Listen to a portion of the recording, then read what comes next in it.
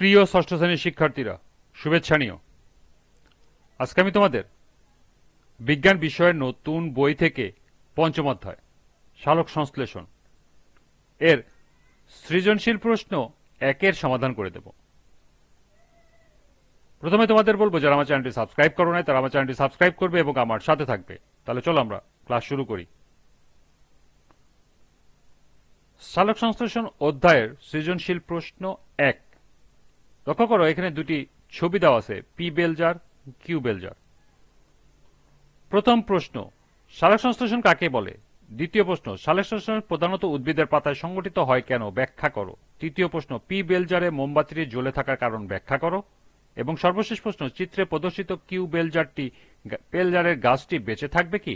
উত্তরের পক্ষে যুক্তি দাও। তো চলো এখন আমরা এই 4টি প্রশ্নের সমাধান দেখে নিই।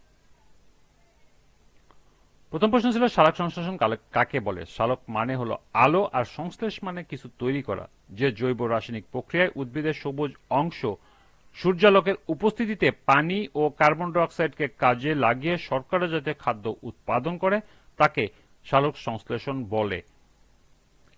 দ্বিতীয় প্রশ্ন ছিল, সালোক সংশ্লেষণ প্রধানত উদ্ভিদের পাতায় সংঘটিত হয় কেন, ব্যাখ্যা করো। সালোক সংশ্লেষণের প্রধান প্রক্রিয়াটি মূলত উদ্ভিদের পাতায় সংঘটিত হয় কারণ পাতা চ্যাপ্টা ও প্রসারিত হওয়ায় বেশি পরিমাণ সূর্যরশ্মি ও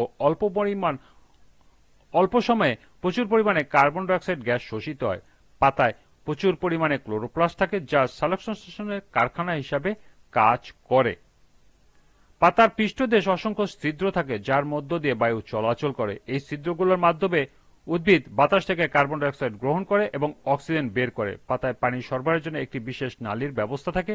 মূল থেকে শোষিত পানি এই নালীর মাধ্যমে পাতায় পৌঁছে যায় এবং সালোক সংশ্লেষণ প্রক্রিয়ায় ব্যবহৃত হয়। তৃতীয় প্রশ্ন ছিল, পি বেলজারে মোমবাতিটি জ্বলে থাকার কারণ ব্যাখ্যা করো। উদ্দীপকের পি বেলজারে সালোক সংশ্লেষণে তৈরি অক্সিজেনের কারণে মোমবাতিটি জ্বলে রয়েছে। পি বেলজারের স্বচ্ছ কাচের হওয়ার সহজেই এর ভিতরে আলো প্রবেশ করতে পারে। আবার বেলজারের ভিতরে টবে একটি সবুজ গাছ রয়েছে। টবের মাটিতে রয়েছে পানি এবং বেলজারের ভিতরে রয়েছে কার্বন ডাই অক্সাইড। সুতরাং সবুজ উদ্ভিদটি বেলজারের ভিতরে আলো ও ক্লোরোফিলের উপস্থিতিতে পানি ও কার্বন ডাই অক্সাইড রাসায়নিক বিক্রিয়ার মাধ্যমে শর্করা জাতীয় খাদ্য তৈরির পাশাপাশি অক্সিজেন নির্গত করে। বেলজারের ভিতরে সবুজ উদ্ভিদটি সহজে সালোক সংশ্লেষণের মাধ্যমে খাদ্য ও অক্সিজেন তৈরি করে। এই প্রক্রিয়ায় নির্গত অক্সিজেন বেলজারে আবদ্ধ থাকার কারণে বেলজারটি অক্সিজেন গ্যাস দ্বারা পূর্ণ হয়। বেলজারের ভিতরে অক্সিজেনের জন্য মোমবাতি জ্বলে রয়েছে, কারণ আমরা জানি অক্সিজেন নিজে জ্বলে না, কিন্তু অন্যকে জ্বলতে সাহায্য করে। যেখানে অক্সিজেন থাকে না সেখানে আগুন জ্বলে না। সুতরাং বলা যায় পি বেলজারে অক্সিজেন আছে, তাই বেলজারের ভিতরে থাকা মোমবাতিটি জ্বলে রয়েছে। শেষ প্রশ্নটি ছিল, চিত্রে প্রদর্শিত অবস্থায় কিউ বেলজারের গাছটি বেঁচে থাকবে কি? উত্তরের পক্ষে যুক্তি দাও। চিত্রে প্রদর্শিত কিউ বেলজারের গাছটি বেঁচে থাকবে না। যে জৈব রাসায়নিক প্রক্রিয়ায় উদ্ভিদের সবুজ অংশ সূর্যালোকের উপস্থিতিতে পানি ও কার্বন ডাই অক্সাইডকে কাজে লাগিয়ে শর্করা জাতীয় খাদ্য উৎপাদন করে তাকে সালোক সংশ্লেষণ বলে। অর্থাৎ যে শরীরবর্তীয় জৈবনিক প্রক্রিয়ায় ক্লোরোফিল রঞ্জক যুক্ত জীব মাটি থেকে পানি এবং বাতাস থেকে কার্বন ডাই অক্সাইড গ্রহণ করে সূর্যালোক ও ক্লোরোফিলের সহায়তায় শর্করা জাতীয় খাদ্য প্রস্তুত করে, সেই জৈবনিক প্রক্রিয়াকে সালোক সংশ্লেষণ বলে। এই প্রক্রিয়ায় উপজাত হল অক্সিজেন ও পানি।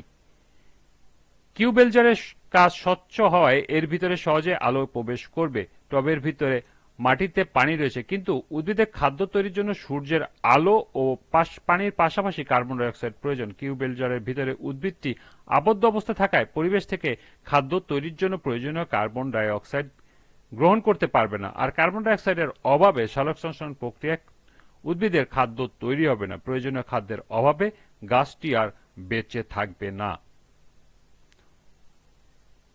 সুতরাং বলা যায় প্রয়োজনীয় খাদ্যের অভাবে চিত্রে প্রদর্শিত কিউ বেলজারের গাছটি বেঁচে থাকবে না। এই ছিল 1 নং সৃজনশীলের 4টি প্রশ্নের সমাধান।